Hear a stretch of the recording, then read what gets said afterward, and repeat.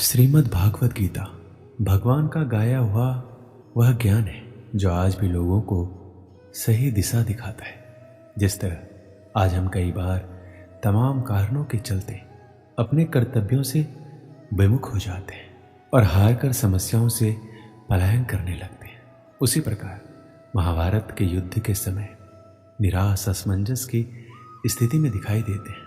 तब भगवान श्री कृष्ण ने उन्हें जो दिव्य ज्ञान दिया वह गीता के रूप में हमारे सामने है। कलयुग की आपाधापी भरी जिंदगी में आखिर क्यों जरूरी है गीता का पाठ? इसे जानने के लिए आपको गीता का सिर्फ पठन नहीं बल्कि मनन करना होगा। दरअसल जब कभी कोई व्यक्ति कर्तव्य पथ पर चलते हुए व्यक्तिगत, पारिवारिक, व्यावसायिक या ऐसे किसी विचार व्यूह में उलझता है तो उसे उसके माध्यम से सही रास्ता प्राप्त होता है। जीवन के उस मोड़ पर जब कोई व्यक्ति को वह रास्ता नहीं सूझता तब वह खुद को तमाम समस्याओं से घिरा पाता है तो कर्तव्य अकर्तव्य के असमंजस में फंस जाता है। उस मुश्किल समय में श्रीमद् भागवत गीता उसका हाथ थामती है और मार्गदर्शन करती है। एक बार माता पार्वती महादेव जी से पूछते हैं कि किस ज्ञान के बल पर संसार के सब लोग आपको शिव कहकर पुकारते हैं।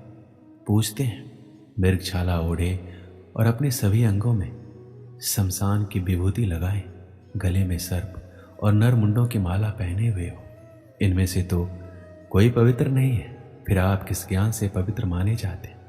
तब महादेव ने उत्तर दिया, हे प्रिय सुनो, मैं गीता ज्ञान को अपने हृदय में धारण करने से पवित्र माना जाता हूँ। इस ज्ञान से मुझे बाहर के कर्म नहीं व्यापते। तब पार्वती जी ने कहा, हे भगवान, जिस गीता ज्ञान की आप ऐसी स्तुति करते हैं उसके श्रवण से कोई कृतार्थ भी हुआ है? महादेव ने उत्तर देते हुए कहा, इस ज्ञान को सुनकर बहुत से जीव कृतार्थ हुए हैं और आगे भी होंगे। दोस्तों, आज के इस वीडियो में आप सभी को गीता का प्रथम अध्याय के बारे में हम विस्तृत जानकारी देंगे, तो इस वीडियो को पूरा जरूर देखिएगा। श्रीमद् भागवत गीता के सबसे पहले दो शब्द धर्म क्षेत्रे कुरुक्षेत्रे। इस जगत में हम जीवन जीते हैं और जीवन हमारा कुरुक्षेत्र भी है और धर्म क्षेत्र भी। ये हमारी कर्म भूमि है जहाँ हम अपने कर्तव्यों का निर्वहन करते हैं। अर्जुन, जो कि गीता के शुरुआत में अपने जीवन के सबसे महत्वपूर्ण युद्ध को लड़ने जा रहे थे, किंतु वह अत्यधिक हताश, निराश, भ्रम मोह में था। हम भी अपने जीवन में इसी तरह से हताशा और निराशा का सामना करते हैं और इन परिस्थितियों में भगवान श्री कृष्ण जो समाधान देते हुए कहते हैं, हृदय की क्षुद्र दुर्बलता, सारे भ्रमों को पीछे छोड़ सब कुछ भुलाकर खड़े हो जाओ मेरे साथ। तो यहाँ श्री कृष्ण जी अर्जुन को केवल शाब्दिक ज्ञान ही नहीं अपितु प्रायोगिक ज्ञान भी प्रदान करते हैं जिससे उसे विजयश्री प्राप्त होती है। तो यही शुरुआती दो शब्द हमें जीवन के लिए गूढ़ प्रेरणा और दिशा प्रदान कर रहे हैं।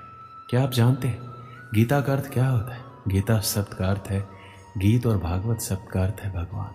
अक्सर भागवत गीता को भगवान का गीत कहा जाता है। यह भगवान का गीत है, इसलिए गीता का नाम गीता ही पड़ा।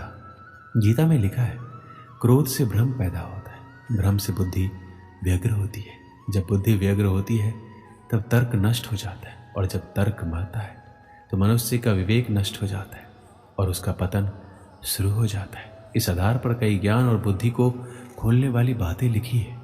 जब हम शत्रु और समस्या को देखते हैं तो हमें बहुत ही बड़ी और विकराल दिखाई देती है और मन में ये डर भी रहता है कि अगर हम इसमें घुस गए तो क्या होगा? क्या हम इस समस्या से बाहर आ पाएंगे? क्या हम जीत पाएंगे? कुछ इसी प्रकार की सोच से दुर्योधन भी गुजर रहा था।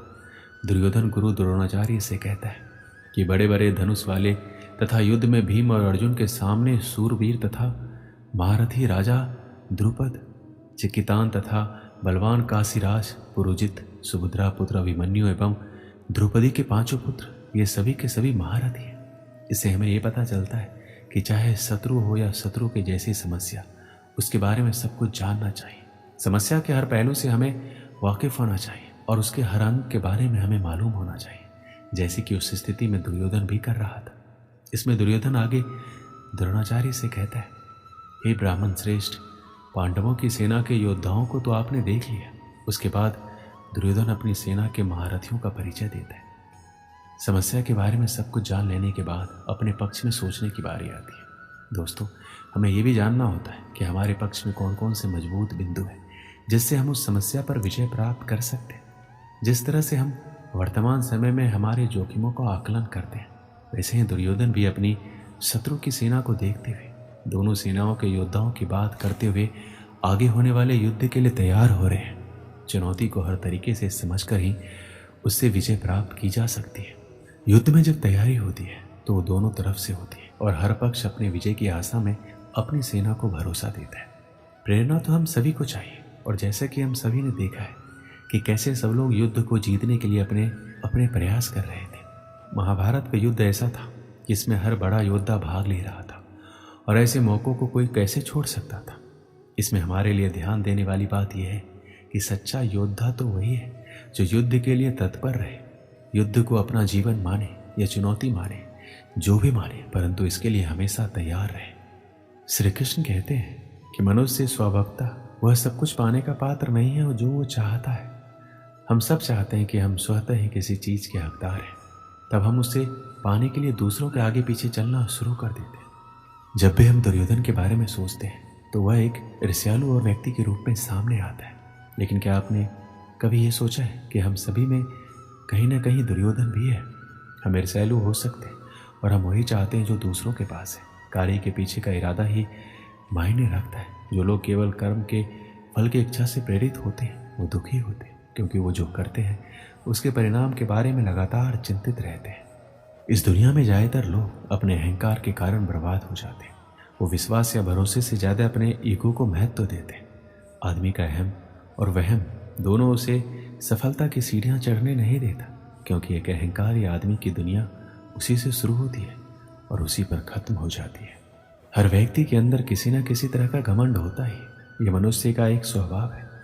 जब हम खुद को जमीन से जुड़ा हुआ पाते हैं तो हमारे नीचे गिरने का सवाल ही पैदा नहीं होता। लेकिन जब सफल होने पर हम खुद को आसमान में ले जाते हैं, अपने दिमाग को चढ़ाने लगते हैं, तब हमें आसमान से नीचे गिरने में देर नहीं लगती। अहंकार को अपने दिमाग में घर ना करने दें, नहीं तो आपने जितनी जल्दी सफलता की सीढ़ियाँ चढ़ी है, आपको वहाँ से नीचे उतरने में देर नहीं लगेगी। एक समय की बात है, रामनगर गांव में एक बूढ़ा आदमी अपने पुत्र के साथ रहता था। बीमार होने के कारण बूढ़े आदमी ने अपनी बहुत सी संपत्ति अपने पुत्र के नाम कर दी। उसने अपनी वसीयत में लिखा कि उसकी सारी संपत्ति उसके मरने के बाद उसके पुत्र की हो जाएगी, और वसीयत के कुछ दिन बाद ही उसकी मृत्यु हो गई। संपत्ति इतनी थी, उसका पुत्र और आगे आने वाली 7 पुश्तें बिना कोई काम धंधा किए आराम से खा पी सकते थे। मगर उसका पुत्र अभी भी संतुष्ट नहीं था। वह अधिक से अधिक धन कमाना चाहता था। इसलिए उसने अपने सभी अचल संपत्ति बेच दी और भिन्न भिन्न वस्तुओं की खरीद कर उसका व्यापार करना आरंभ कर दिया। भाग्यवश वह बहुत कम समय में अत्यधिक सफल हुआ तथा शीघ्र ही पहले से अधिक धनवान हो गया। उसने इतना अधिक धन इकट्ठा कर लिया कि दूसरे व्यापारी उससे ईर्ष्या करने लगे। कभी कभी दूसरे व्यापारी या उसके मित्र उससे सफलता का रहस्य पूछते तो वो कहता, मैं इसलिए उन्नति कर रहा हूँ कि मैं अपने धंधे को समझता हूँ और कठोर परिश्रम करता हूँ, और मैं अपने ग्राहकों को भी खुश रखना जानता हूँ। चूंकि उसने सचमुच व्यापार में तरक्की की थी, इसलिए उसके मित्र और अन्य व्यापारी उसकी सीखीबाजी को सच मानते थे। अपनी इस कामयाबी के कारण उसमें बड़ा ही अहंकार आ गया था, मगर उसे फिर भी अपने धन से संतुष्टि नहीं थी। वो अभी भी बहुत सा धन कमाना चाहता था। उसने व्यापार में अपने हाथ पैर फैलाने आरंभ कर दिए। आरंभ में तो उसे व्यापार में लाभ हुआ, मगर उसका अहंकार इतना बढ़ गया था कि भाग्य की देवी उससे अप्रसन्न हो गई। उसे व्यापार में घाटा होने लगा। पहली घटना तब हुई जबकि माल से भरा हुआ उसका समुद्री जहाज डाकुओं ने लूट लिया। दूसरी घटना में माल से लदा जहाज अरब सागर में डूब गया। उसके भाग्य में कुछ न कुछ अपशगुन उत्पन्न हो गया था। तीसरी घटना ने उसे बिल्कुल ही उखाड़ फेंका। वह दर दर का भिखारी बन गया। उसका सारा व्यापार चौपट हो गया। उसकी यह दुर्दशा देखकर उसके मित्रों ने पूछा, भाई तुम्हारी ये दुर्दशा आखिर कैसे हुई? इस पर उसने अपने भाग्य को कोसा और कहा, क्या बताऊं, किस्मत ने साथ नहीं दिया। भाग्य की देवी ये बात सुनकर अप्रसन्न हो गई। वह साक्षात उसके सामने प्रकट होकर बोली, तुम सचमुच बहुत अकृतज्ञ हो। जब तक तुम सफलता की सीढ़ियां चढ़ते रहे तब तक तुम उसका सारा श्रेय खुद लेते रहे, मगर जैसे ही हालात खराब हुए तुमने भाग्य को धिक्कारना आरंभ कर दिया। याद रखो, मनुष्य की अहंकार ही उसे ले डूबता है। इस कहानी से हमें क्या सीख मिलती? अहंकार से व्यक्ति का सर्वनाश हो जाता है और हमें कभी अहंकार नहीं करना चाहिए।